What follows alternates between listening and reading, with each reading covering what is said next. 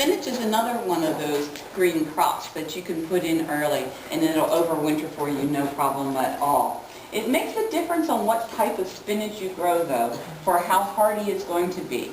The old long, the Bloomsdale, the curly Bloomsdale or the puckery Bloomsdale, one that most everybody used to grow, is best to grow in the wintertime. For some reason that puckeriness of the leaves really helps keep it from freezing.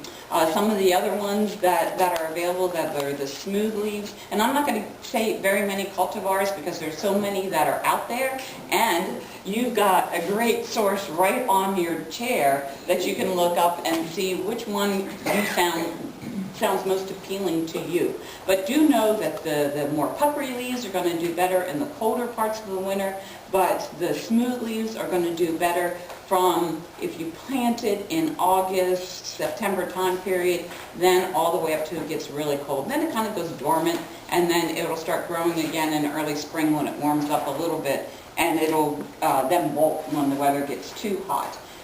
Do know though, what's the biggest problem with growing greens for the fall? Anybody know? Have you tried? Yeah, I tried it. It works great. It works great, but do you have any secrets? Because we're getting through this climate change, which is, I think you should come to the Eco-Savvy. And it used to be really easy to grow greens starting in the fall, putting the seed in August or so. Because it's so dry now and it's so hot, you really have to do some extra work. If you start your seed in September, October, for the most part you'll probably be okay.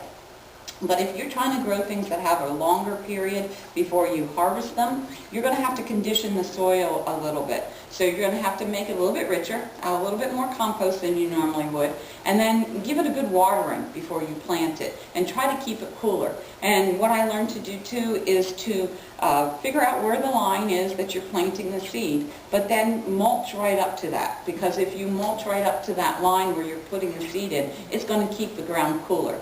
And you can't go on vacation after you plant those seeds because you've got to keep them watered and keep them cooler or they're just not going to germinate. So before, when I had an easier time of growing some of these things, now I'm finding it's more difficult to grow spinach because it really does not want to germinate when the soil is dry and when the soil is hot.